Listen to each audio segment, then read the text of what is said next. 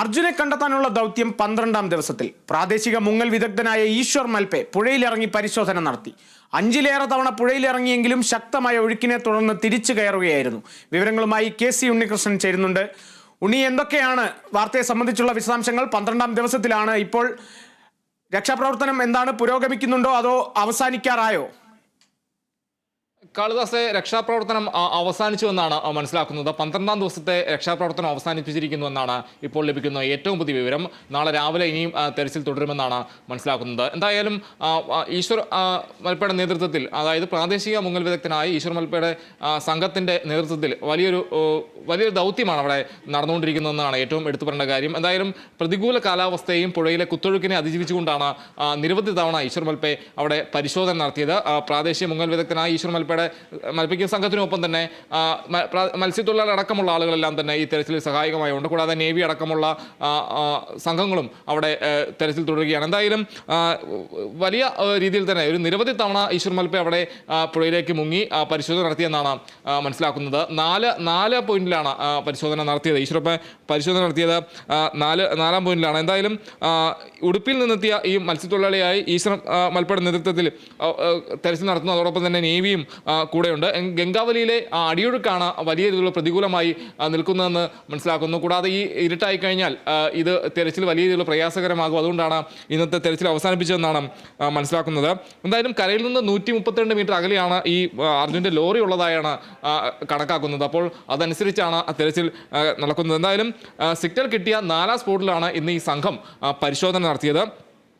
കൂടാതെ നോക്കുകയാണെങ്കിൽ ഈ ഈശ്വർ മൽപ്പ അവിടെ ആഴത്തിൽ മുങ്ങി പരിശോധിച്ചെന്ന് ഉത്തരാഖണ്ഡ് കളക്ടർ ലക്ഷ്മിപ്രിയ അറിയിച്ചിട്ടുണ്ട്. അവിടെ വലിയ കല്ലുകളില്ലാതെ മറ്റൊന്നും കാണാൻ കഴിഞ്ഞില്ലെന്നാണ് പറയുന്നത്. കൂടാതെ ട്രക്ക് ചെളിയിൽ പുതഞ്ഞതാകാനാണ് സാധ്യതയെന്നും കളക്ടർ പറയുന്നു. കൂടാതെ സിഗ്നൽ കിട്ടിയ 3ഇടങ്ങളിൽ നിന്നും ഒന്നും കണ്ടെത്താനായില്ല എന്നും കളക്ടർ കൂട്ടിച്ചേർത്തു. കൂടാതെ നാളെ രാവിലെ തെരച്ചിൽ തുടരുമെന്നാണ് അറിയുന്നത്. എന്തായാലും വലിയ ഒരു ദൗത്യം തുടരുമ്പോൾ അവിടെ പ്രാദേശിക മുങ്ങൽ വിദഗ്ധനായ ഈശ്വർ മൽപ്പയുടെ നേതൃത്വത്തിൽ ഈ സംഘം പരിശോധന നടത്തിയപ്പോൾ ഒരു തവണ കയർ പൊട്ടിപ്പോകുന്ന, അതായത് കയറിൽ കെട്ടി ആഴങ്ങളിലേക്ക് ഇറങ്ങി പരിശോധിക്കുന്ന ഒരു രീതിയായിരുന്നു ഉണ്ടായിരുന്നത്. കയർ പൊട്ടിപ്പോകുന്നൊരു സമീപനം ഉണ്ടായി. അവിടെ നേവിയാണ് അദ്ദേഹത്തെ രക്ഷിച്ചതെന്നും നമുക്ക് മനസ്സിലാക്കുന്നു. എന്തായാലും നേരത്തെ ഡ്രോൺ പരിശോധന അടക്കം നടത്തിയപ്പോൾ അവിടെ ഒന്നും കാണാൻ കഴിഞ്ഞിരുന്നില്ലെന്നും പറയുന്നു. കൂടാതെ 4 പോയിന്റുകളായിരുന്നു അന്ന് കണ്ടെത്തിയത്. അപ്പോൾ ആ കണ്ടെത്തിയ സ്ഥലത്ത് 4ാമത്തെ പോയിന്റിലാണ് ഈശ്വർ മൽപ്പയുടെ നേതൃത്വത്തിലുള്ള സംഘം പരിശോധന നടത്തിയത്. ഈ തെരച്ചിലിൽ 3ാം തവണ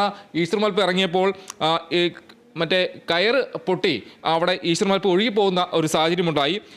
പിന്നെ വീണ്ടും നേവിയുടെ സഹായത്തോടു കൂടി തന്നെയാണ് അദ്ദേഹത്തെ രക്ഷിക്കുന്ന രീതി ഉണ്ടായത്. എന്തായാലും ജീവൻ പണയം വെച്ചുള്ള ഒരു ശ്രമകരമായ ഒരു ദൗത്യം തന്നെയായിരുന്നു ഈശ്വർ മൽപ്പയുടെ നേതൃത്വത്തിൽ ആ സംഘം അവിടെ നടത്തിയത്. എന്തായാലും 12ാം ദിനവും പരിശോധന ഇന്ന് നിർത്തി അവസാനിപ്പിച്ചിരിക്കുകയാണെന്നാണ് ഇപ്പോൾ ലഭ്യമാവുന്ന ഏറ്റവും പുതിയ വിവരം. പ്രാദേശിക മുങ്ങൽ വിദഗ്ധനായ ഈശ്വർ മൽപ്പയുടെ നേതൃത്വത്തിലുള്ള സംഘം ഈ 12ാം ദിനത്തിൽ രാവിലെയാണ് പരിശോധനയ്ക്കായി എത്തിയത്. വലിയൊരു ദൗത്യം അവർ ഏറ്റെടുക്കുകയായിരുന്നു. എന്തായാലും നേവി അടക്കമുള്ള സംഘങ്ങളോടെ ഉണ്ട്. എന്തായാലും ഗംഗാവലിയിലെ കുത്തൊഴുക്കും അതോടൊപ്പം തന്നെ പ്രതികൂലമായ കാലാവസ്ഥയുമാണ് വലിയ വെല്ലുവിളി തീർക്കുന്നത്. മന്ത്രി AK ശശീന്ദ്രൻ അടക്കമുള്ള ആളുകളെല്ലാം തന്നെ അവിടെ ഉണ്ടായിരുന്നു എന്നതും എടുത്തു പറയേണ്ട കാര്യമാണ്. എന്തായാലും വലിയൊരു പ്രതീക്ഷ തന്നെ മന്ത്രി AK ശശീന്ദ്രൻ പങ്കുവെക്കുന്ന ഒരു സാഹചര്യം ഉണ്ടായിരുന്നു. കൂടാതെ കർണാടക സർക്കാരിന് വ്യക്തമായ പ്ലാനുണ്ട്, അതനുസരിച്ച് നടപടികൾ പുരോഗമിക്കുകയാണെന്ന് അദ്ദേഹം വ്യക്തമാക്കിയിരുന്നു. എന്തായാലും 12ാം ദിവസത്തിലും ഒന്നും നിരാശയെന്ന് നമുക്ക് പറയേണ്ടിയിരിക്കുന്നു.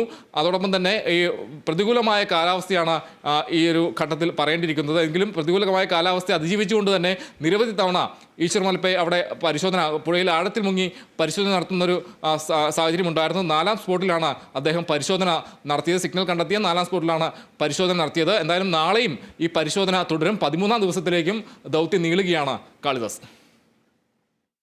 തീർച്ചയായും ഈശ്വർ മൽപ്പയുടെ നേതൃത്വത്തിൽ മുങ്ങൽ വിദഗ്ധരുടെ സംഘം ഇന്ന് പരിശോധനയ്ക്കായി ഇറങ്ങിയിരിക്കുന്നു. ശേഷം ഇന്നിപ്പോൾ 12ാം ദിവസത്തെ പരിശോധന ഇന്ന് അവസാനിച്ചിരിക്കുകയാണ്.